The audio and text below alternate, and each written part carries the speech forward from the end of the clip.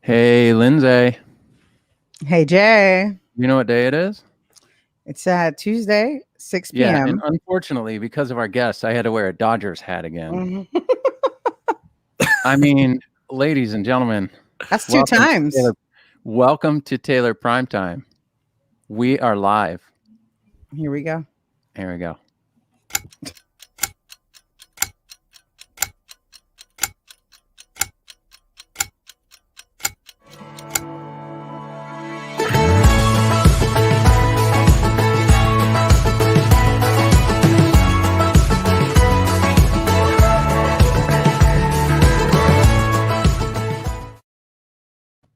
I mean, the useless clips are so good, right? So professional. So professional. Andy, take it away. What time is it? What time is it? It's prime time. It's prime time. What time is it? What time is it? It's prime time. It's prime time. Oh yeah. Ladies and gentlemen, boys and girls around the world, it's Tuesday night. Another Tuesday. On Tuesdays, we get kind of weird, we get kind of geeky, we get kind of freaky. We talk about guitars. So we're going to do the same thing again tonight on Tuesday on Prime Time. Tonight we're very happy and excited to invite. We already invited him, but he accepted. Please welcome Kerry Too Smooth. Welcome, Kerry. Glad to be here. Welcome to Prime Time. Woo! It's so good. Kerry, welcome. Well, Wow. Every week Thanks for accepting. it gets, what can we, look what I did. Hey, you can switch. Wow. It's pretty cool. Wow. All right. Anyway, I just learned something new with our new, slightly less low budget show, Taylor Primetime. Welcome everybody in the feed. Yes, welcome, Kerry. You're getting a lot of welcomes in the comments. That's awesome. Kerry Too Smooth. Man, I am a big fan. Kerry Too Smooth, guitarist, recording artist, instructor, session player, social influencer, producer, artist, developer, voting member of the Recording Academy. Busy. Yeah. Resume. I mean, his resume is deep. It was so I was so excited when Lindsay said he's in. It was like, yes, finally, someone. Never mind. Anyway, we have had a lot of really wonderful talent on the show. Last week's show was really great, but we're super stoked to have you here. Yes. This week we're talking about evolving your musical range. Don't be afraid to expand in genres that you play. Don't get stuck. And Kerry is the perfect fella to walk us through that. But as you guys know, we do a couple of segments here in the show. And the very first segment we do sometimes is called Hug Your Haters. And we got some hate. We did get some hate. So we're going to talk about that hate. First, I'm going to play another useless clip. Then Andy's going to play a song. And then we'll talk about the hate we got. It was fantastic.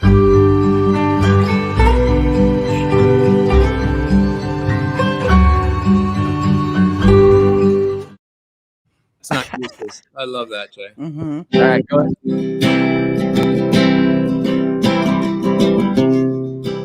Everybody needs a hug these days. Maybe now more than ever. We still need to keep most hugs distant and virtual. Oh yeah. Stay away from crowds. Stick to your bubbles. Hey, Mr. Tom. Yeah, I hear ya. Last week's vids were rather short. We can do a better job with the next factory report. We're learning as we go. Thanks for taking your stance. It may seem so, but it's not all by the seat of pants.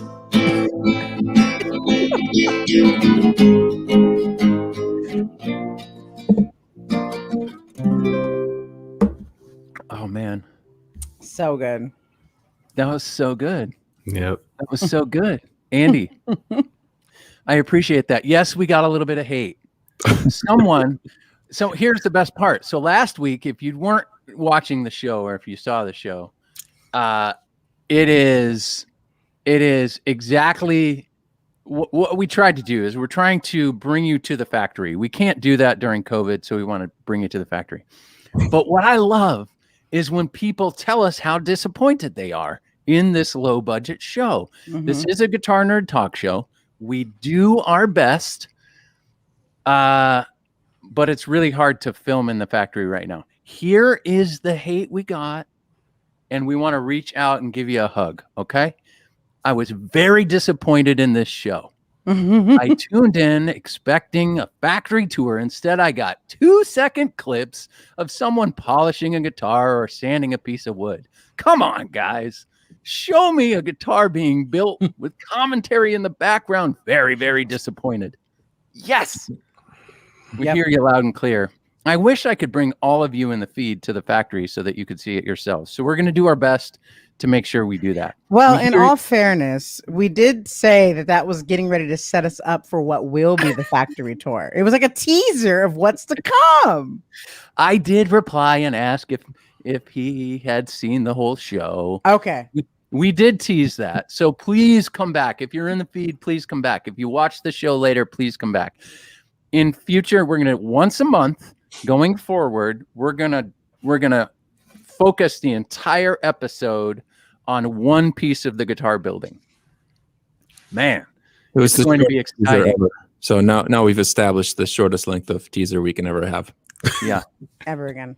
2 seconds. Ever again. We can't do the useless clips. But anyway, all right, we'll get into it. Thank you so much for your hate. We love you very much. Yep.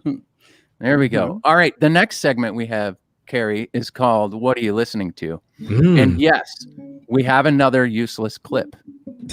Please watch.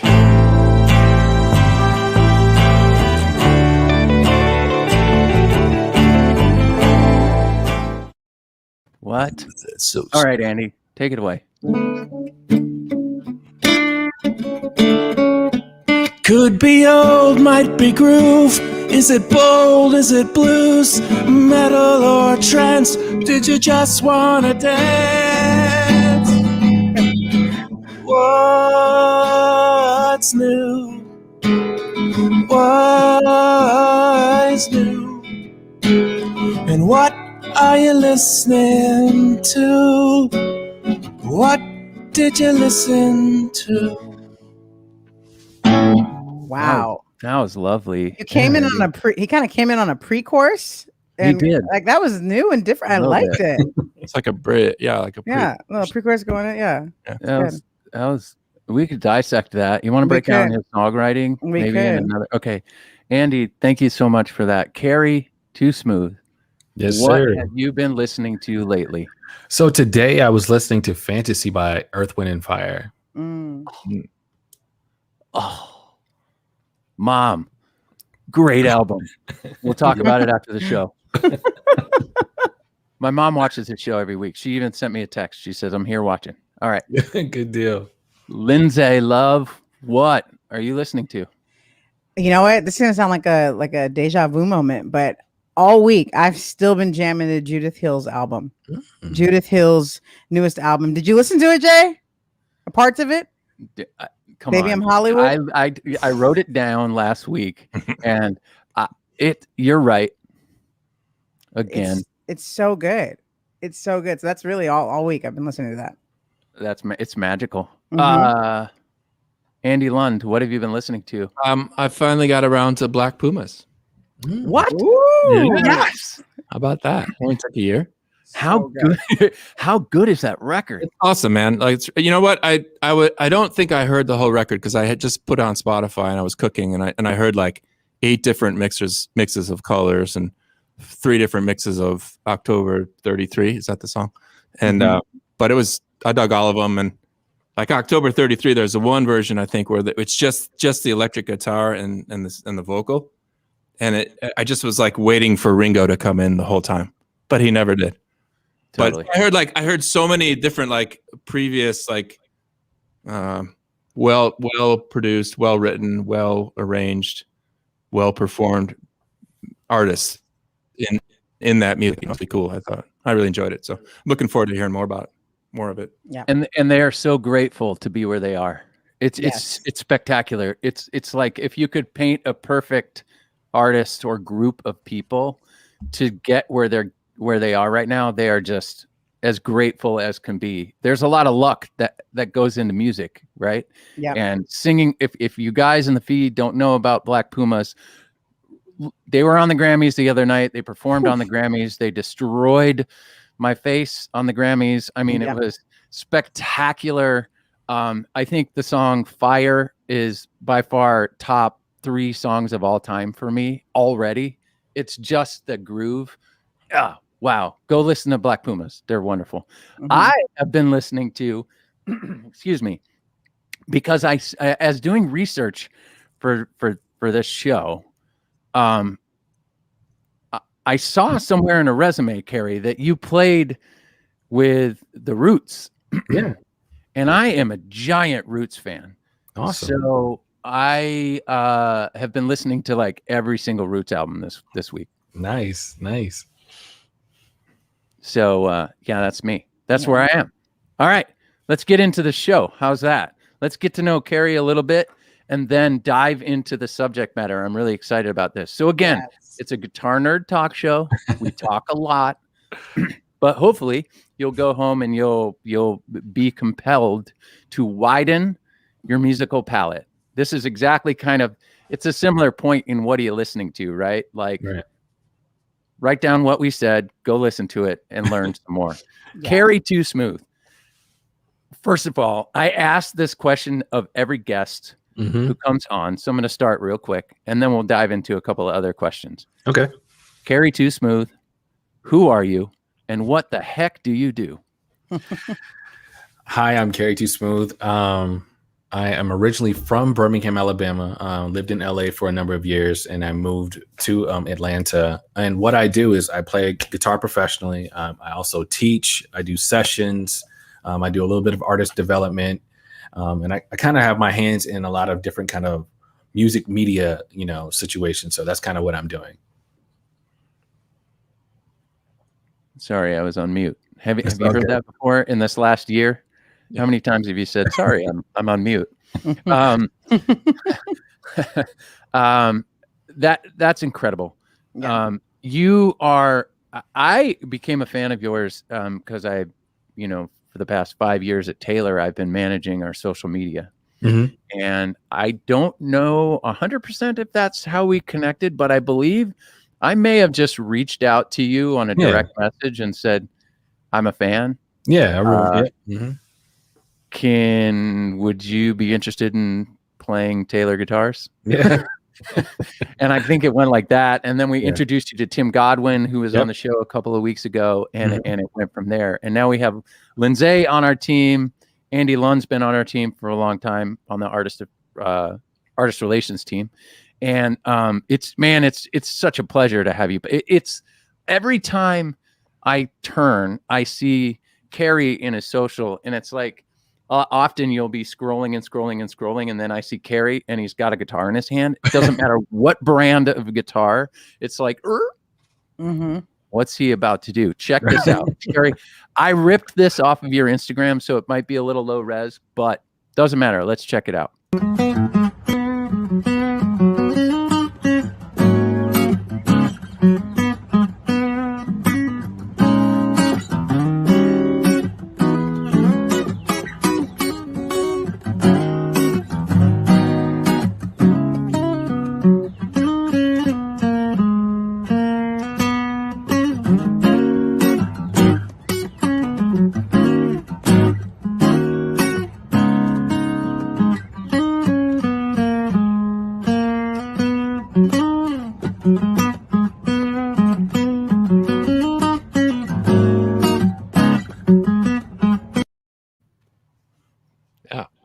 Yeah. Come on. All right, everyone, go follow Kerry on Yes. social media. Right? Appreciate it, What's your appreciate it. social handle? It's KERRY, the number 2 SMOOTH, Kerry Too Smooth. Kerry Too Smooth. Yeah. Go right now and follow him. It's not only entertaining, it's educational. That right there is why I stop and listen to every time you play, and that's why I'm so thrilled to have you on the show. It's a perfect topic for you. Yeah. And, thank you, man. Thank you for blessing us with your I'm glad to be instrumentation. here. I'm glad to have been asked to be a part of this. So I really appreciate just this platform and just having this opportunity to talk and just share some information. It's so great. So before we go much further, where did Too Smooth come from? So Too Smooth was a childhood nickname. When I started playing guitar, I was playing in a quartet group, and I never moved. I just was a kid that just stood there. And then one of the guys was just like, "Yo, who is that over there?" And they were like, "Oh, that's just Too Smooth. He doesn't really move." And that kind of just stuck. And so it just I something love that I that. grew into. And then when I came back to really start trying to, this is like the MySpace days. We're trying to figure out like how can I like make a name for myself. And I got with this girl that was doing some sort of branding. She was like, "Well, what's your nickname?" And I said, "Well, everybody calls me Too Smooth." She's like, "That's it, Kerry Too Smooth." So it just became kind of like the staple. Kerry Too Smooth. Mm, That's a great story. yeah. Yeah. A great story. Lindsay, because he just stood there. It was too smooth. He's too smooth to come over here and talk to all of us. And they were messing with him, and he got a good name out of it. Yeah. So good. All right. So how long have you been playing guitar? Been playing guitar a little over 25 years. So it's my passion. It's what I do. I've been doing it for a very, very long time. Let's back up even further. When did you first find a love for music? I would say genres? when I first found a love for music when I was 6, I'm just a church kid growing up in church. So you're exposed to it early. And then it really wasn't until maybe my freshman year of high school, I started to realize, because my parents were really strict, like you can only listen to stuff that was in church, but I got introduced to D'Angelo, and that opened up everything for me. And I was like, because it felt like church, but the lyrics, it still had a different kind of seasoning in it. So I was like, what is this? And I used to this is back the time when Walkmans were kind of popular. I used to hide my Walkman underneath my bookcase and the CDs or whatever. So that's when I really got exposed to different genres of music. So that's so good. Yeah. What was the first when you found an instrument? When was that time in your life? Do you remember the time in your life where it was like guitar is the instrument for me? I want to say really when I was 11. I think my parents were saying if you do really well in school, we'll buy you a guitar. And I think it was this is when Sears was they had all these little generic little guitars and amps, whatever. So I think I made the AB honor roll. So they bought me a guitar, and it was red. It was candy apple red. And I never forget, just that moment, this is when I knew I was okay, this is what I want to do, because every guitar player that I saw was like a rock star. It didn't matter if they were in church or on TV. It's just I felt like everybody's hair was blowing in the wind, and they just this aura, this lights and everything. I wanted that same feeling. So that's probably when I was 11 for sure. Do you have a musical influence? Who is your biggest musical influence? So my biggest musical influence is John Jubu Smith. If you ever see him play, you can see a lot of influence and a lot of touches of how I play, or just my approach to guitar, just definitely from him. John Jubu Smith. Lindsay, are you a fan of Jubu? Yes. Yeah. If you don't know who he is, if you play any type of R&B style, neo soul style, you're playing stuff that he put out there. Yeah. That everybody else is kind of mimicking and kind of putting their own touch on. So yes, huge fan of Jubu. What made him your biggest influence? So I think for him, number one, his chord vocabulary is stupid. The way that he can play chords is incredible. He plays the way that a keyboard player would normally sit down. He has that level of influence on the guitar. And then just his command, if you ever see him solo, and it's just almost when he looks up and his eyes kind of roll back a little bit, he's in the zone. You don't know what's going to happen. You just know you just got to fasten your seatbelt. You're about to go on this crazy journey. And what was even crazier about this when I was in LA, his band Legally Blind came, we opened up for them, and he came and he like sat in. He was like, "Do you mind if I use your stuff?" And I was like, "Are you kidding me? Man, whatever, you can have anything, bro." And so he played my guitar like for like a week. I never touched it. I just kind of like would walk by and be like, maybe something will rub off or whatever. But like, just like how cool he was, and just be able to see him in person, and it's just like I was starstruck for a minute when he walked in. I was like, "Yo, that's Jubo, that's Jubo." And they were like, "Yeah, he wants to sit in." I was like, come on. So just being able to see him play in real life and to play the guitar that I was just playing, I was just like, I never want to play it again. So it's an incredible moment. Wow. That's special. That's super cool. That's really great. You've performed with a lot of people. Mm-hmm. You've who are some of the people that you've performed or recorded with or worked with in the studio? So I've worked with Tori Kelly. I've done a lot of her live videos when she was doing her gospel project. Kiana Lede. I've worked with the Black Eyed Peas. I've worked with Sean Kingston, Jason Derulo for like a number of years. Ledisi, Chrisette Michelle. I've done recordings with Emily Sunday. I've done some recordings with a lot of various different artists. It's like, I just get a lot of calls. When people find out you're reliable and you're good at what you do, and then one of the things we're talking about, expanding your genre. I play more than just R&B. Like that's my go-to, but like being able to, if you want singer-songwriter, I'm able to do that. If you want, more pop, I'm able to do that. So that was one of the things that I really learned, especially being in LA. The more versatile you can be, the more that often you'll be working, and especially the kind of stuff that you want to do. So, question. Mm-hmm. I got one, Jay. So I saw in one of your like posts, you talked about you were in the military and you realized once I get out of the military, I want to do this. Like music is my first love. I'm going to do it full time. What was that transition, and like how did you break into the industry? Okay, yeah, that's a great question. So I joined the military straight out of high school because I was like, I played basketball in high school, and like when you're in high school, you think you're like the best guy. And I didn't get any D1 like scholarships. I got like JUCO scholarships, and I was like, I ain't going to no JUCO. I'll go to the Army for 3 years, do all of my like undergrad studies or whatever, so that I can walk on to any kind of team. Because I was like, I could walk on to Alabama and I could be playing. Little did I know 9/11 was going to happen, so I got involuntary extended. And so, but while I was in the military, all of my roommates would tell you, they were probably like, "Yo, man."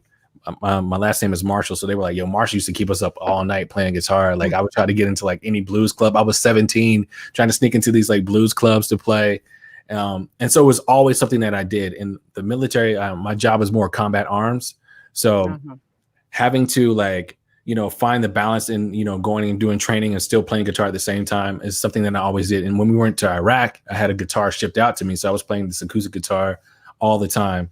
And there was this one talent show. It was about in front of like 2,000 of my peers, and our drill sergeant, not our drill sergeant, but our sergeant major was just like, "Listen, if you're going to go up there, don't embarrass the unit." And I said, "I'm going to win." Like I was just that confident. And so, getting all the drums and the keyboard player, we all like practiced for like a week. And so I went up there and I was playing, like it was like in the moment. So to hear like 2,000 people cheer for you, of course they cheer for everybody because Army, we support everybody, good or bad, whatever, we support you. And so and when they said that we won, I threw my hat in the air and I was like, this is what I got to do every single day. So when I got out of the military, I was stationed in Germany and flew back to the States. Some of my childhood friends that started an R&B group, and so they were like, "Do you want to play?" And I was like, I mean, I want to play, but like you guys you've been doing this at a higher level. I've been playing like Army for like 8 years. I don't know music like that. So I felt really intimidated. They were like, "You got to learn these 30 songs. You got a week to learn these 30 songs." So I locked myself in the house. I'm like, I'm not going, I'm going to eat. I'm just go to the bathroom. I'm not going to sleep and just figure out this music. Went to the rehearsal and they were like, "All right, we'll let you slide." And so from there, that's when I just really kind of cut my teeth on, like, I want to start playing professionally. This is around about the time that Diddy did Making His Band. So there were a lot of musicians that I was looking up to that went to LA, and they were, they all made it. And what was crazy is some of the musicians that I met, I had to do like this thing in New York with BET Music Matters, and I met one of the guitarists. And so I just exchanged information. I was like, "Look, if I ever move to LA, man, if you ever need a sub, let me know." He happened to be the musical director for Jason Derulo. He was doing Kendrick Lamar gig at the same time. He couldn't do both of them. He was like, "Yo, you want to do Jason Derulo for like the next couple of years?" And I was like, "Shut up." But so it just shows how like the power of networking, just how everything worked. But yeah, so getting out of the military, using the same principles of being on time, being disciplined, and learning the stuff. Even if I was outside of my comfort zone, I would get with like the keyboard player and be like, listen, I'll take you to lunch, I'll grab you some food, whatever the case may be. I just need to learn this music, and just the dedication. So I use that same principles that I used in the military to apply to like my musicality. And then, you know, just being in the right place at the right time, being a great people person. And then the rest was like history. There you go. So good. There you go. Military. Yep. You were in the Army. I was in the Army. Oh, cool.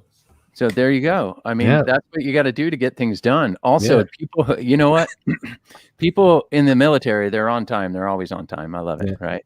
But also people who tour, right? Yeah. We all know what it's like.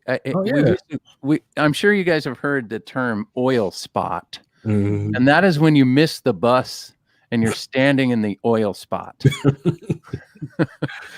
Right? It's happened. There's been times when I tour managed and certain band members or crew members wouldn't show up and we were like, Yep. figure out how to get there. Hey, it happens. Anyway, that's such a great story, Kerry. Yeah. Thank you so much for that. No So problem. let's go into the topic a little bit. Let's expand everyone's musical palette. I love saying that, right? It's a Yeah. palette of paint. I mean, you don't always have to play the same thing, right? You can learn and we can always get better. Of course, I have this thing right now where I'm trying to learn how to play trumpet. It's painful, but whatever. I'm trying my hardest. Mom, you're glad that you don't live here. So do you have any advice, just some baseline advice for players who are looking to expand that musical palette, that try to start playing different genres? Yeah, so I would highly suggest going on Spotify and just type in, if you are listening to a specific genre, typing in another genre.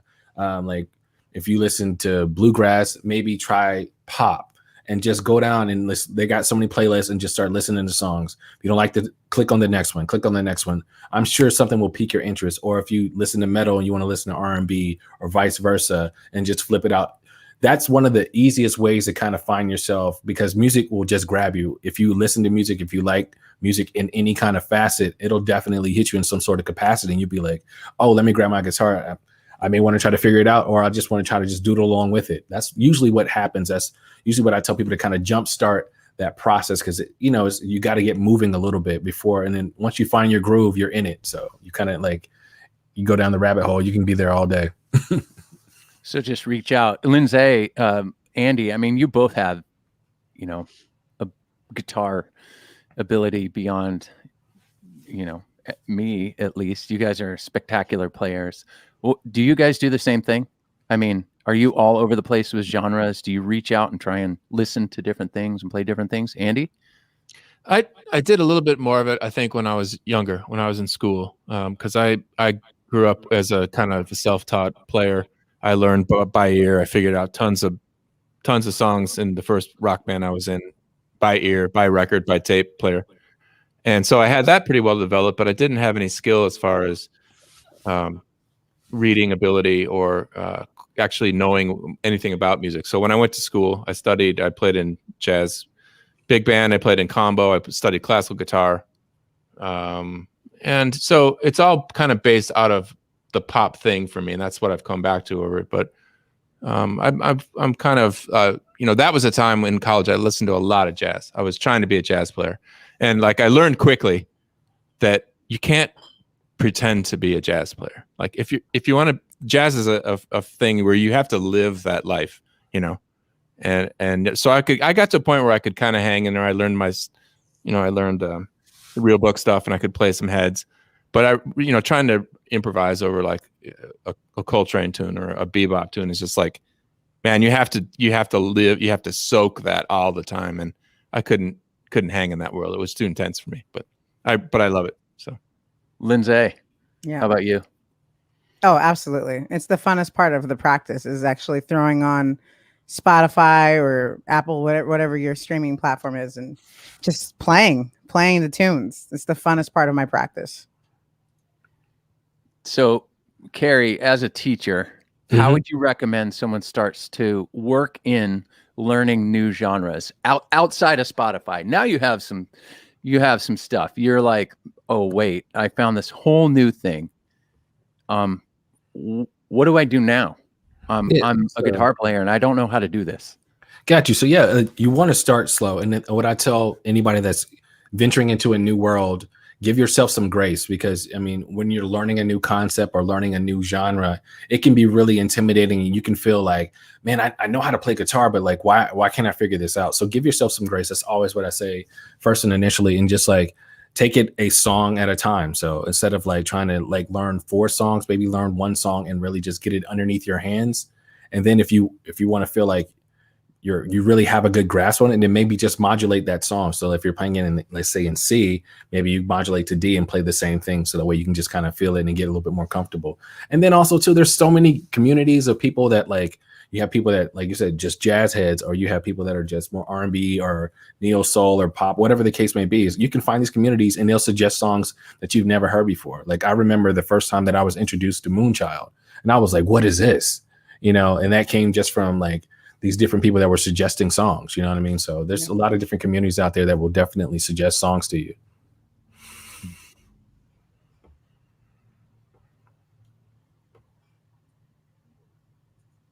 You're on mute. We need sign language for Jay.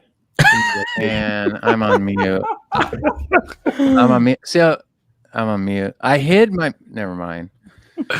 It happens. I did that earlier on a meeting, right? And then 4 other people did it. So I don't feel all that bad. Sign language. I'm going to learn sign language now. Trumpet, sign language. That'd be it. Here we go. You're like, There you go. that'll be the secret sign. That'll be good. So do you have any advice for players trying to practice new music styles? We had our friend Nicholas Vinaglu on here. Oh, that's my guy. He's everyone's guy. The donut doctor. We love him. Yeah. We're going to have him back someday soon. Sweet. He also does some lessons for us in Wood and Steel. We have a digital version of Wood and Steel, and he's been doing some lessons. They're really good. Sweet. But what does your practice regimen look like? What do you do on a daily basis to broaden your music? Okay. So it depends. So like I tell most people that ask this question, if I'm preparing for a gig or if I'm just doing personal practice, those 2 things look different. But one of the things that I'm always constantly going to do is if I'm working on chords, I'm always going to practice with the metronome. And the reason why it works on your timing. So if you're in the studio, your timing will be impeccable. If you're playing live, your timing will be impeccable. So always practicing with the metronome is something that I practice and I implement. If I have to learn a lick, I'm going to practice with the metronome so that way that I can time it and make sure it feels good. The thing that I always want to do is like whenever you hear me play or if I'm playing for somebody, you want to be able to feel like the music feels good. Like you can sit down in it and you can enjoy it. It's just like a good, comfortable pair of sweats, a good, comfortable pair of shoes. That's what I want to like in my playing too. So always practicing with the metronome. If I'm playing songs, if I'm practicing like for a gig or for a show, usually depending on how big the set list is, say is 8 songs. If I have a week, I may take 2 songs a day. And then like maybe the last couple of days, I'll start working on like 4 at a time and then combining all of them so that way I can feel like I can go from top to bottom. That's usually what that'll look like. So I'm always doing chords. You'll find where I'm doing like either some sort of scale or some sort of lick, practicing, with the metronome. And then what I may do sometimes is I may combine all of the combos together. So like in one progression, I may do like a lick with a chord progression, then with a, just an embellishment here or there, whatever, just to make sure it feels really good, and then try to play it in the song so the way I can implement those new techniques that I've been learning. Do you have a certain amount of time that you spend daily? No. So each day is different. It's a lot of the time. It just depends on what is asked of me that day. Like if I have some other things that are priorities, I mean, usually at the beginning of the day, I may spend like maybe 2 hours, and then I'll probably come back around to it depending on what, is on my to-do list. CJ, he does scales.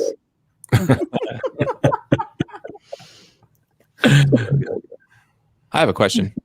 Go for it. I asked the same thing to Nick too.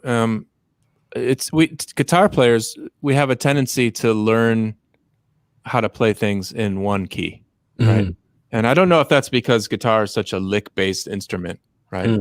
but there's a lot of musicians that I had the privilege of playing with when I was, studying. Actually, the jazz people, the jazz crowd. It's like, what key do you want to play it in, right? I've never been able to get to that. Can you do that? Do you practice in different keys? Do you learn? Yeah, yeah, all the time. And I this comes from a church background. Go ahead. Do you think about like? Do you just go, okay, well, it's 2/5? Do you just think about it in terms of like that music? That's the way I use the natural number system religiously, and I preach that philosophy for that same reason. Because when you're with a singer, if her song or his song is in a certain key, and they say it's a bad vocal day, they will be like, "Yo, I need to drop the song." You need to know on the fly, because that's happened so many times. That's why I said I really love having a church background, because in church, like especially traditional, you can have like 5 people sing the same song and be in different keys, and you'd be like, I don't know what they're doing. So you got to figure it out. So it really forced me to be able to play in all my keys and know specifically how to make it feel good. Because if we practice it in A, but then all of a sudden they just like, I feel like F sharp today for some reason, and that you got to figure it out. So what I do, like if you guys, the clip that we just played, I was playing Yearning, and I played it I think I played it in B flat or something like that. And the song is originally in D. So I did that on purpose, because I'm always trying to challenge myself. Can I make the song feel good in a different key? So yeah, that's something that I always work on, because you never know. I've had plenty of instances when I'm with the singer, we go to New York and the weather's cold, and they're like, we can't sing in an original key today. I need you to drop it like 2 keys. And you just like, I've had moments where I'm just like pulling my hair out. I'm like, I need to do this, so I don't have to, like, these moments where I just feel like so uncomfortable. Right. Good answer. Have you found over the last year, COVID, you're not spending a lot of time in the studio doing sessions? No. Have you found yourself playing more? Have you found yourself dedicated to guitar or your craft in different ways? I know you just had a new child. Yeah. You have a young one. Yeah. I mean, some of the stuff that I've seen you do is just sing your baby lullabies. Yeah. I gush over it. I sit there and just, that's so great. Anyway, but over the last year, what have you done to change? What have you done to just spice up, I guess, your guitar playing? Yeah. So, so initially, like I was just doing a lot of electric work in LA, and, I had a lot of acoustic stuff, but it wasn't like the primary focus. And then once we moved, all I had was my acoustic guitar. I didn't have anything. I couldn't plug into anything, whatever. So it forced me really just acoustic will make you tell the truth. Like, you have to know what you're doing, because sometimes electric guitar, you can kind of fumble around and get around. You can sit on the pedal and be like, I can get through it. Acoustic, there's really nothing that can kind of like get in the way. So it makes you very transparent. You have to really pay attention to what you're doing. So it really forced me to really work on my chops. And then with us having like a brand new daughter, I wanted to figure out, how can I play something that's not so aggressive, but it's musical enough to where like I can introduce it to her, and she'll like, when she's crying, I can calm her down. And so one day I was just strumming a G chord, because nothing was working. I was like, girl, you gotta give me something. So my wife was trying to console her. I went in there and just grabbed my guitar and started strumming the G chord, and she just like silent. That's when I was like, okay, we have something here. So from there, I just started trying to figure out ways to play something musically that would keep her quiet.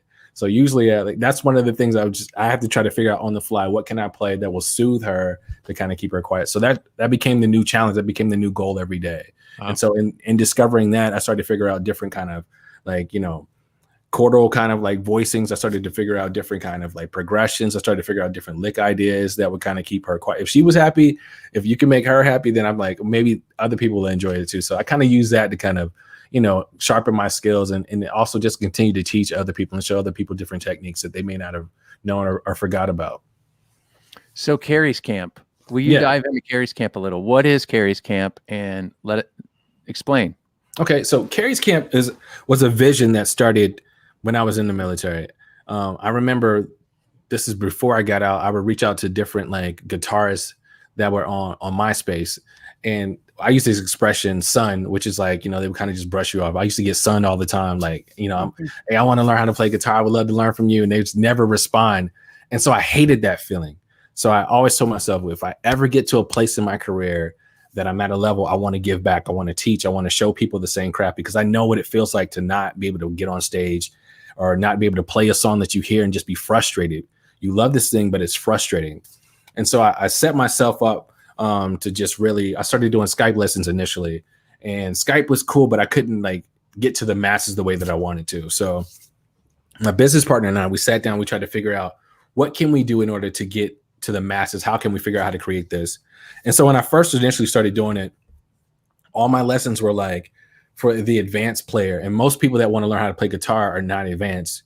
They've never seen a guitar before, or they've never been to a music store. So I had to figure out how to scale everything down to get it to like layman's terms, so that way we could like communicate to the masses. So we spent a year really just developing the product, really developing the lessons. So essentially what Kerry's Camp is like, it's an online guitar community, and we have students literally all over the world. And that's the great thing I love about this instrument, is because 5 of us could grab the guitar and make it sound completely different. So I wanted to have a program where nobody felt intimidated. I think our oldest person in the group right now is 66. So we range from ages of like 18 to 66. So it's a wide range of community, and there's no egos, because I let everybody know, like, listen, even though you may have seen me play on such and such, I'm just a kid from Alabama who loves what he's doing. You know what I mean? Like I'm just a regular person. So what we do is we try to get like other guitarists that are like either they're social media influencers or they played for some of your favorite people. Like we've had Nicholas Vinaglu on, we've had Eric Walls, we've had Mark Lettieri, we've had Melanie Faye, we've had Jules the Wolf. I try to get all these, my friends that I know, and just be like, ask a favor, like, hey, do you mind coming in on a Saturday Zoom call situation, maybe an hour and a half, answer questions, like tell your story, because a lot of people that are sitting at home that see everybody on stage, that we don't know their story, and we don't realize that how similar our stories are. Like, listen, we all started out, we probably got a guitar from a pawn shop. Our parents was just like, here you go, and trying to figure it out. So I wanted to make this community where like people can feel included and not feel like, oh, well, those are the cool kids and I'm not one of them. Like it doesn't matter if we all play guitar, if you play well, if you don't play well, it's everybody's in here. We can all be cool. So that's really how Kerry's Camp started to flourish. And then now I think right now we're over like 750 students worldwide. So it's really great. That's amazing. Yeah. That's incredible. Yeah. Hey, I have an idea. We've never done this before. We have trivia at the end of each of these episodes. How about we give away 2 1-hour lessons with you? I'm down. Let's make it happen. Let's do it. 2 1-hour Zoom lessons. So we're going to have 2 winners, and we'll get to that shortly after we're going to do some Q&A here. So get your questions ready. We'll do 2 1-hour lessons. That would be spectacular. We've never done that. Let's do it. Let's do it. And you know what? There's not supply chain issues, so you get them faster. True. Very true. You got some campers in the comments. I know. I love them. They're coming. They're here to support. I'm telling you, that's what we do.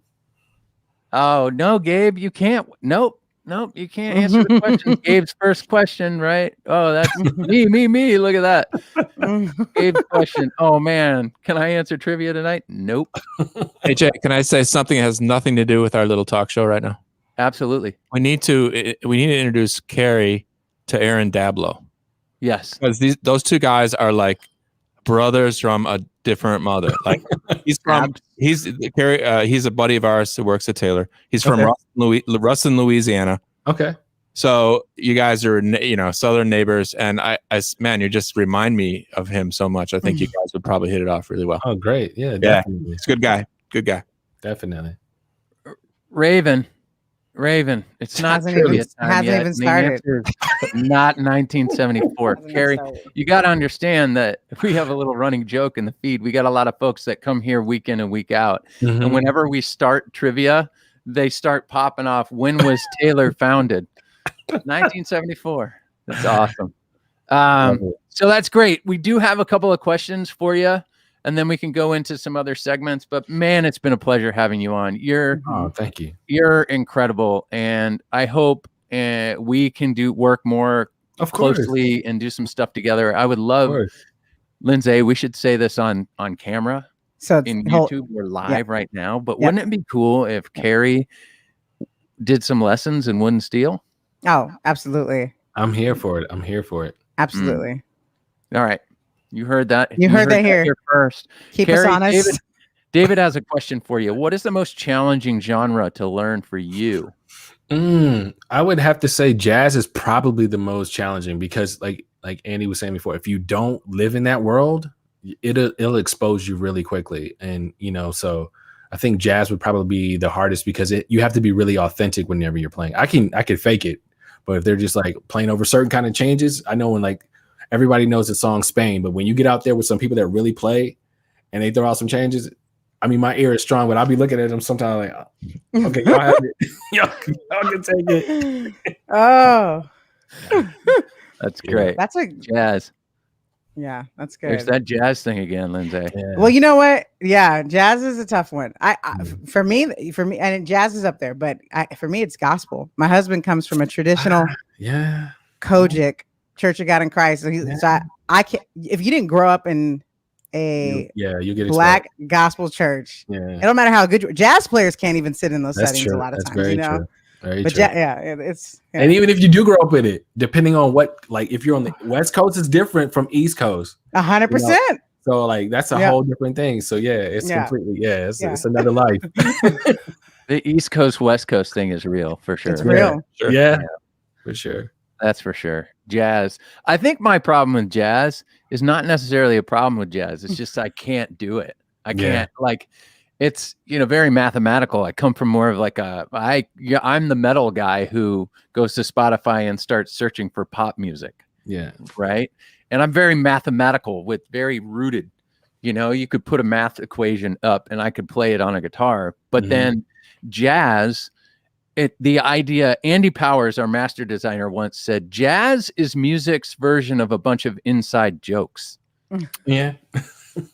That's a like good whose wit is more fresh that day, right? Yeah. Like I'm gonna outwit you real quick, and I'm gonna do something, and you're just gonna be like, no, I'm gonna do this. Right. I can't even follow. It's so spectacular. Yeah. Jazz is the soul. That is true. There's another question. What advice can you give an older person trying to learn how to play guitar? All right. So what I would say for an older person is trying to learn action, make sure the action on your guitar, which is how high the strings are. So I would adjust the action.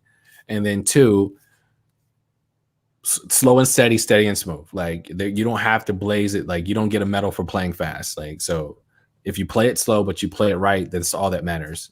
So take your time, be patient, give yourself some grace, and realize that it's a marathon. It's not a sprint. Great advice. Good advice. That's great advice. Yeah. You mentioned you were in the military. Maybe Steven's asking, what service were you in? How long were you in? Okay, I was in the Army. I was in the Army for 8 years. 8 years. Where did you go? When did you enlist? In 99, June of 99. Holy smokes. Yeah. I was out of the military. I got out on my mother's birthday, January 11th. Got you. 1998. But thank you for your service, man. Oh, thank you too. Yes, man. thank you. For sure. Kerry, do you play Latino or Spanish guitar at all? So I've done a couple records. I would not say, because that's another genre that you have to be really specific. I've done a couple different like records, but I wouldn't say that I can play it fluently. That's fair. Yeah. It's hard. Yeah. Gabriel, you can't answer questions, but you sure can ask them. Welcome to the asking train. Kerry, what is your favorite moment that challenged you musically on stage? Well, that's a good question. I would say, okay, so I'll break it up into it. One of my favorite moments was the time that I got asked to play for Jason Derulo the first time. Was in Morocco. I've never been in a crowd that many. I think the crowd was 150,000 people. That was one of my most favorite moments. One of my most challenging moments is when I started to play for Lettucey. And the reason why it was challenging, because I was coming from this era where you see everything on YouTube, what you think that an artist is supposed to, like, this is my chance to be on stage. I got to show all my chops, and realizing that, like, when you're on stage, you don't have to compete with the singer. You have to accompany a singer. So after that show, like, she got me straight. I had to, like, I was a little upset because, again, like, your pride is hurt. But that lecture made me a better guitarist. Had she not said that, then I would have still been doing the same thing by being so busy on stage. Like, wow, look what I can do, and really taking away from what the artist is doing. So that definitely was a challenge for me in the beginning, but it also made me a better player than I am today. Excellent. Evan has a good question. What's your favorite acoustic to play? Of the Taylor 714 CE. Hands down. Why? Why is it? So the playability, number one, and then I like the way that it's the guitar's voice. Like there's certain guitars that have a warmer tone, a brighter tone, but this guitar definitely cuts through no matter where I've played it at. If I played it in just a setting where it's just me in the room, if I played it where I'm just playing on the stage, this guitar definitely shows up. And one of the things about some acoustics, sometimes the necks are really wide that you get hand fatigue. And with this guitar, I never have to worry about getting hand fatigue. Yep. Yeah, that's true. Those are true. This is true. Some instruments give you arm pump, as we would call it, right? And then you just start to wreak havoc on your forearms and stuff. Yeah, that's true. I've had some acoustics that are not so fun to play. Nah, and then just put it down. Yeah. Here's a go. This kind of piggybacks on that. What's your favorite guitar shape? Let's go just electric. What's your favorite electric guitar shape? And then you know what? I like the Jazzmaster. Like that's really a lot of people sleep on that body style, but like I like it. You know what I mean? So that's kind of like one of my favorite go-tos. Yeah. Yeah, that offset. I love that. Yeah. I would agree. And for if you missed, he plays a 714 CE, which is a grand auditorium body shape. It's a very general guitar for us. It's kind of like Lindsay and I had a conversation yesterday about it, right? It's the perfect guitar. Yeah. Yeah. For most players. I mean, most players, you know, be it a side musician, a studio musician, a singer-songwriter, it's just a really good all-around acoustic instrument. It's a workhorse. Yeah, you could do everything on it. Yeah. Question 714, Cedar or Sitka? I believe you have a newer one. Yeah. He has a newer one, so it would have a Sitka on the top. Andy, it's not Sitka. What is it? Lutz. It's Lutz. Yeah. Okay. It's Lutz spruce. Yes, you're right. It is neither Cedar or Sitka. It's Lutz. It's a hybrid between Adirondack and Sitka. Sort of. What kind of tonal value does it give you, Andy? Good. Yeah. It's a wonderful answer. Favorite electric? We just got that question.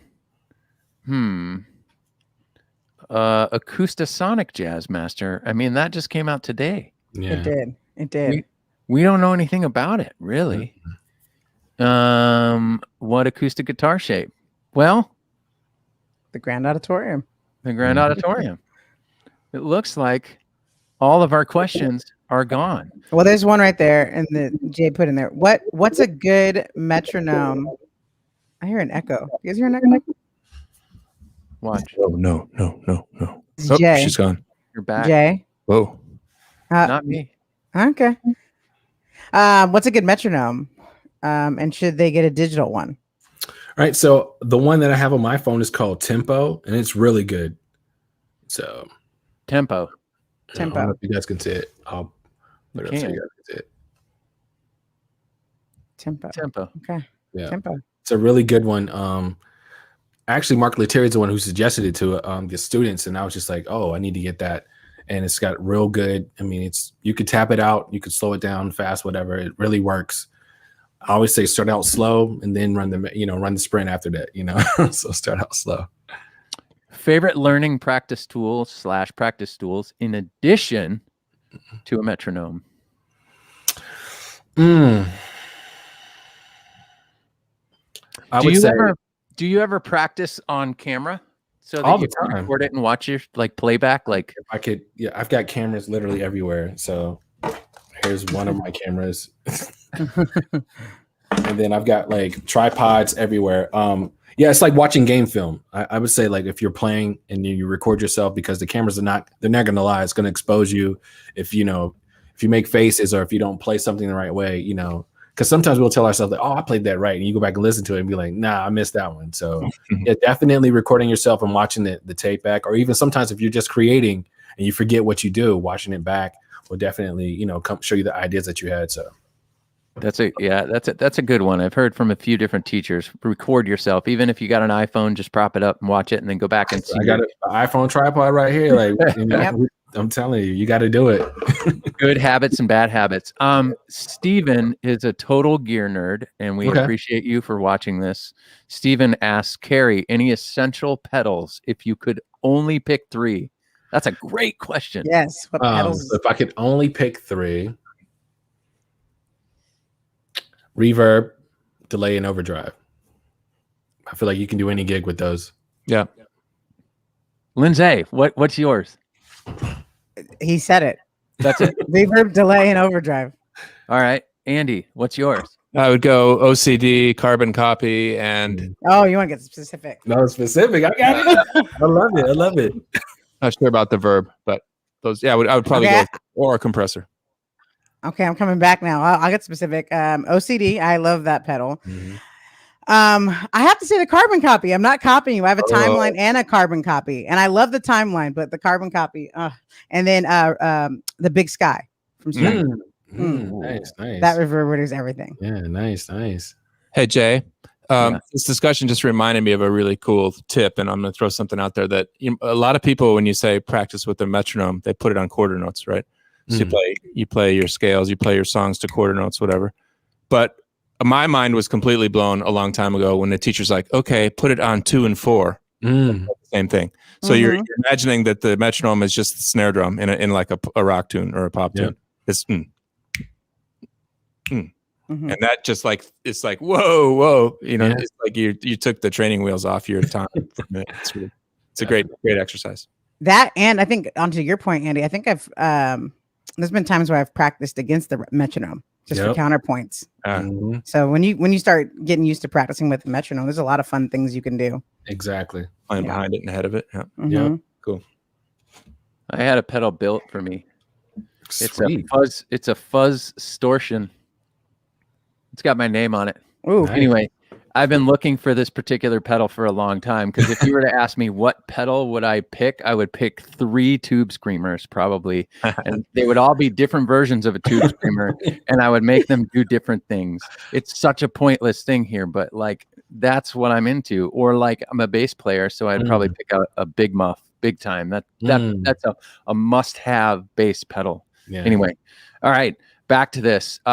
Favorite pick weights and materials. It's a good question. So I just picked up these Bog Street picks like maybe a week ago, and this is like my new favorite pick. Like this thing is, I think this one is called the Battle X, and it's like the 2.0, so it's like the medium one. And this thing is a monster. Like if you want to shred, if you want to play jazz, you want to play on acoustic, like it rings out because it's like thick enough, but you can still manipulate it. So I love this one. So it's Bog Street picks, and it's like called the Battle Axe. Cool. Good question, That's Gabriel. Awesome. Yeah. Pedals. Yes. Willie says yes.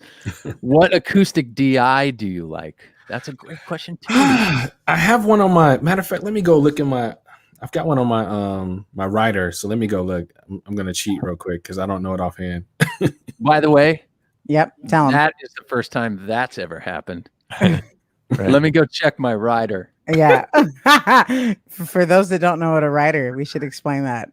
I'm pretty sure most people do, but so there's a tech rider, and then we've heard the hospitality rider, Hospitality the Van rider. Halen stories of the only green M&Ms, et cetera, et cetera, et cetera. I toured with the band Blink-182, and here's a funny rider story. We would put weird things on our rider just to see if the hospitality people would do it. Like 3 pretzels, or a really weird specific kind of mustard.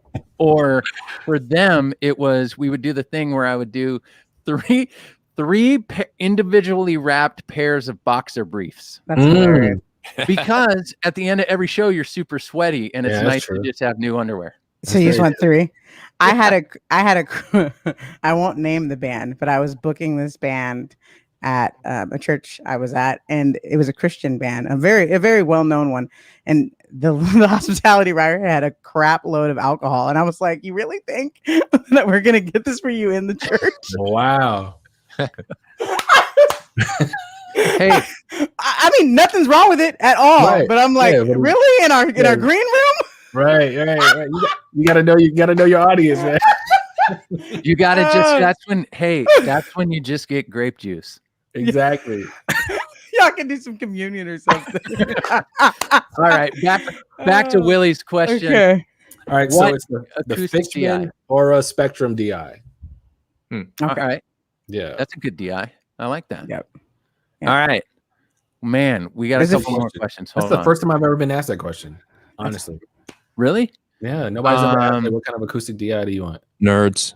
Oh, this is a Nerds. good question. And in the private chat that Gabe, what is it? He's got a Do good you- question in here. Yeah, you could throw it up. It says, do you recommend young musicians who want to go pro to get into a music school, college, or should they just get into the industry as early as they can after high school? That's a good question. So we had I've had a lot of different guitarists from Berkeley that have spoken to the students, and they highly suggest that you just got to cut your teeth. Like, I mean, music school is great, but that just because you have a degree from Berkeley or whatever, that doesn't guarantee you're going to get a job playing professionally. So what I would suggest doing, number one, you got to play around your friends, build up your repertoire or your chops or whatever. But no, first and foremost, you got to be a great people person. I know plenty of people that are super talented or buttholes and nobody's calling them to do anything. So you got to be a good people person, work on your skills, and you got to kind of like migrate to the places where things are happening. Like I'm originally from Birmingham. I love that community, but it was just like, it was kind of like just the Chitlin circuit. And I was like, no, I want to play for artists that, like, if I say their name, I don't have to like kind of like fake this song and you be like, okay, I know who that is. If I say like Jason Derulo, you just like, okay, I know who that is. So you have to migrate sometimes depending on what areas that you're trying to play. So whether that means you go to New York, you go to like Dallas, or you go to LA, Atlanta, whatever the case may be, is you have to migrate, get in those communities, get in those circles, start networking. And then like, sometimes it may just be like, hey, I'll be your sub at your church while you're going to do whatever. Like find your way to get in, like, and there's not a competition. I've learned too, if you try to compete with everybody that's there, they're going to be like, nah, we don't want to deal with you, versus you coming in like, listen, I'm here. Like, if you just need a sub to do, if it's just your little coffee shop gig, I'll do that while you do whatever. That way people can see you, and that way it'll be like, oh, he's reliable. He's on time. They know their material. I can call him for something else bigger. Great advice. That's really good advice. We got one more question here, and then we will go into. Well, actually, we got two questions. This is this first one. This first one I really like. It came from Alan. Where can I get a hat like that? Like this? Yeah, the skull caps. Oh, H&M. I got this at H&M. I think it was in New York. Honestly, before we had a show, it was cold. I was like, let me go. That's great. All right, we got two more questions. Three more questions.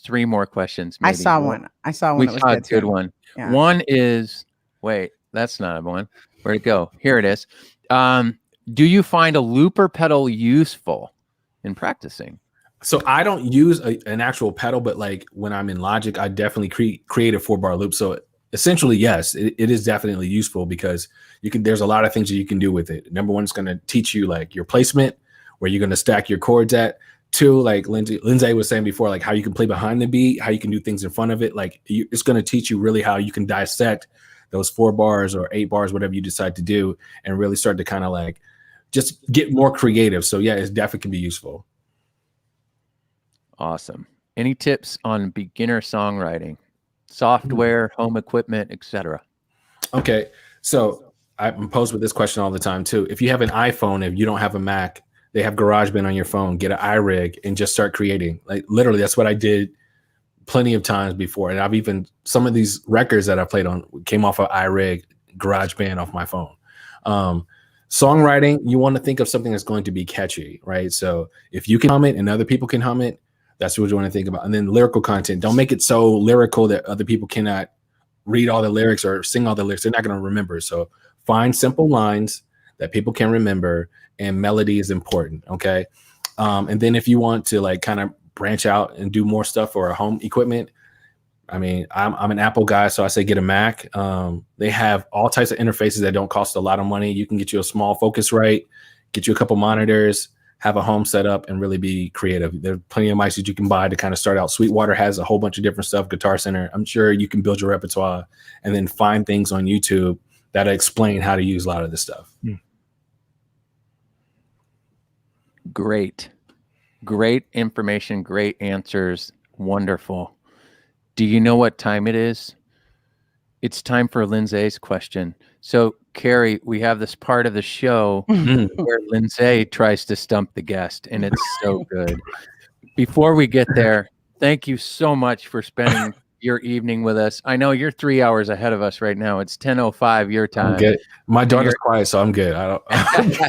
You're hanging out with us, and you've graced us with your time, and we are thankful for that. We really appreciate it. We will have Kerry come back for sure. Yeah. And I love the idea of working with you on some lessons. So we'll talk about that after the show. Definitely. You guys, it's excuse me, it's Lindsay's question. Andy, do you have a song?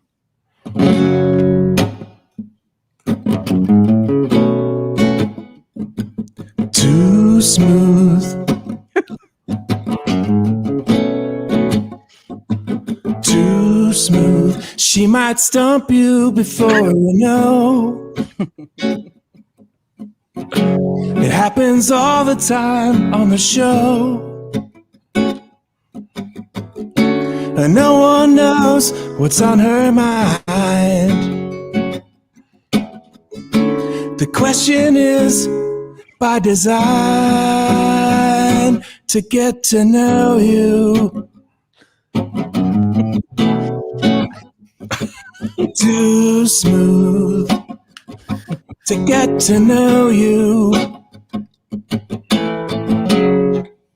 I might have to borrow that progression, yo. I'm like, I was good with it. I might have to borrow that one. Kerry, we do the show just to hear him play live. I love it. Andy used to live in San Diego, but he moved to the North Woods in Wisconsin. Gotcha. And this is our time together. So we appreciate it. Yeah. You know, I put a lot of research in just Googling easier questions to stop stumping our guest. So oh man. I'm gonna go with an easier one, or I think it's easy. We'll see. It's a softball one. Well, let's see. Hold on. There's some good ones here. Hold on. Wait, where'd it go? Okay. If animals could talk, which one would be the rudest? If animals could talk, which one would be the rudest? This is a good one. I stumped him. I don't know. A dog. I don't know. A rooster. I'm not sure. A rooster. Let's go with that. I like that. A rooster. Oh wow. That's the best one. That's a good answer. That was a good answer. A rooster? So rude. The feed is going crazy right now. A pig, my cat, a frog, a ferret. Ferret's a good one. Donkey. Yeah. Gabriel, my cat, a cat. Everybody's saying a cat. Maybe. A cat. I like sense. A rooster. I mean, they're rude in the morning, right? Way rude. Yeah. Out of line. That's flamingos. Lindsay, that was the best one yet. Okay, good. That was the best one. And you still stumped him. I was like, Philip says cats don't care about your feelings. It's true. It really don't. It's true. Donkeys. Oh man, you got it. Wow. That was a good addition. I really like that. Yeah. Little crowd involvement. This would be, Charles. You're right.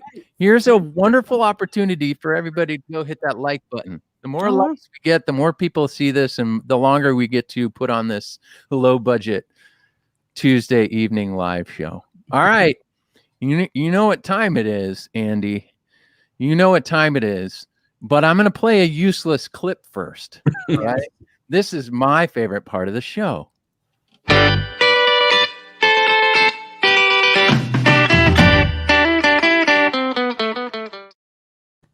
It's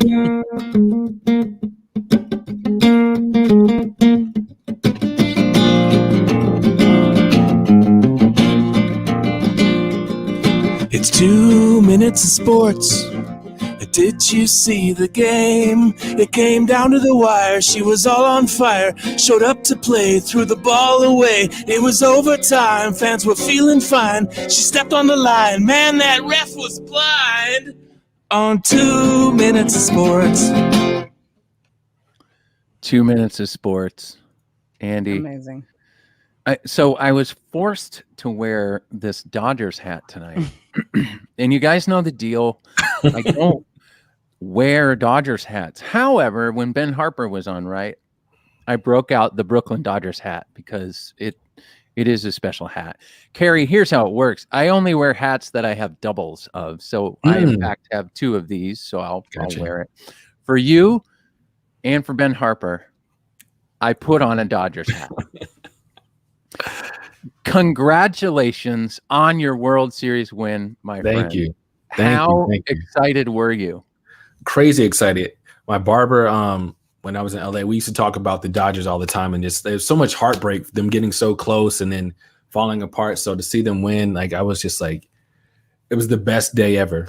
So definitely. Were you celebrating? Did you scream? What was the reaction when the game ended? I'm watching the TV and like my wife is probably like, yo, you gotta chill, because I'm like in it. I'm animated, I'm dancing, I'm doing all the extra stuff.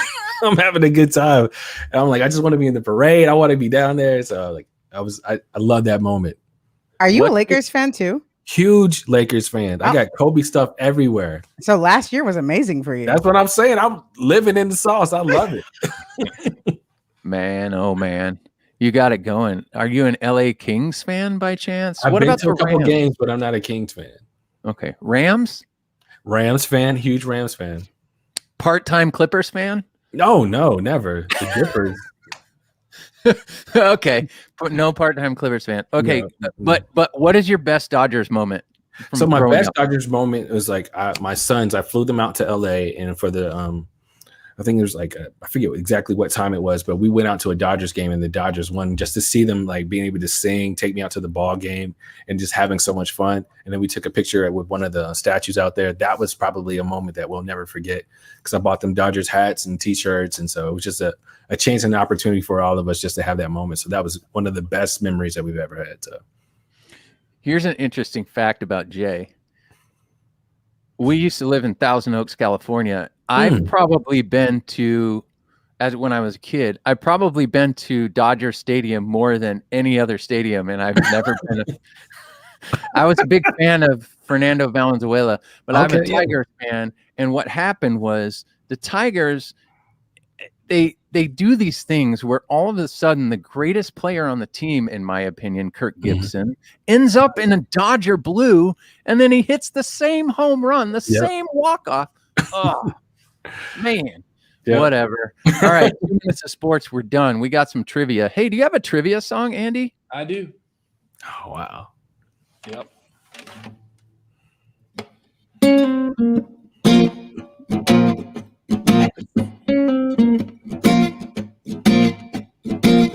Most days it don't matter how much useless stuff you know. Here on the Primetime part of the show is trivia. You might just win some swag. Trivia. Hey, what's in that goodie bag? Trivia. Trivia. Yes. I love it. That might be my favorite. All right, cool. You guys heard earlier what the prize is. We've never done this before. We got 2, not 1, 2 1-hour lessons, free 1-hour lessons with Kerry Too Smooth. Awesome. How great is that? Amazing. And Gabriel, here are the rules. Gabriel and Paul Tobias cannot answer the questions. Those are the rules. Though, if you were at the end of last season, we did have a trivia night with Gabriel and Paul Tobias. I learned today that next week their Academy series, Academy 12EN, we're going to give a Academy 12E nylon away to a music charity of their choice. The exact guitar that Andy is playing, that guitar is ready. So Gabriel, who won, Gabriel, you get to choose the charity that we're sending that guitar to, and it cannot be called Gabriel's Guitar Charity. What Paul Tobias said, blah, blah, blah. Yeah. It's because you lost, man. It's okay. Go Cubs. It's okay. You won the World Series, dude. It's fine. All right, here we go. We got a couple of questions for you. The first question is, right, you guys know the rules. If you win, email us at primetime@taylorguitars.com with all your info, and we'll get you connected with Kerry, and we'll go from there, all right? First question is, who is Kerry's biggest musical influence? Oh, Gabriel, you got to check us. Make sure that we're right here. keep us honest. Keep Hey, us- while we're waiting for answers to roll in, this would be a good time to. Do we know how to get to your school? What's the website that we can point if people want to be a part of Kerry's camp? Yeah, so it's kerryscamp.com. It's KERRYSKAMP.com. There you have it. I saw some people asking. Yeah. I think Jay's I put it in there. Sweet. Oh, were they not listening? No, somebody's actually really close. The middle's wrong, but did we give the middle's wrong. Did we give it to him? I mean, Yeah, I think. Did we give it to him? Yeah, let's give it to Craig. I'm down. I'm down. I'm down. We're gonna give it to you, Craig. It's Jubu, Yes. Jubu, but it's John Jubu Smith. That's it. Maybe it sounded like Jumbo. John Smith, Bill Murray, right? Murphy, excuse me. Yep. We're lost. That's because you got to listen. All right. Craig, send us an email and we'll get you connected to Kerry because it's going to be the lesson of your lifetime. It's going to be pretty great. All right. The next question is, now this is also for Taylor Primetime regulars. All right. Autocorrect. Yep. It was autocorrected. That's totally fair. Craig, you get it. Congrats, man. The next one is for the Taylor Primetime fans out there. Bob Taylor has been on the show a few times, so you should know this and the answer to this. What is Bob Taylor's deserted island guitar? Right? It's the only guitar he could take with him. What guitar is it?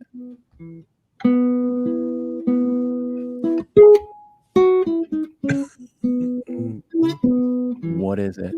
R.I.P. Alec Trebek. In the feed, it came through as Timothy. Timothy, you are correct. 814 CE. Yeah.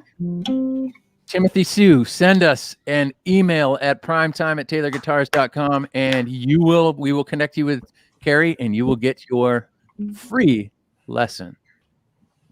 What an awesome show. Yeah. What an awesome show. This was a good one. Yep. Man, a lot of fun.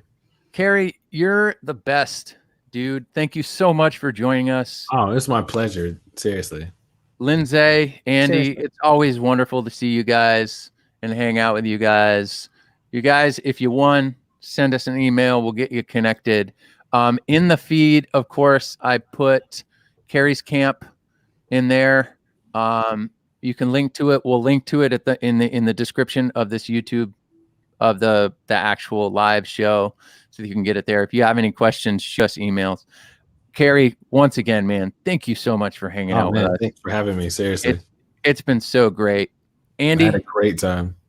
Oh, next week we have, I believe, Dave Pelletier.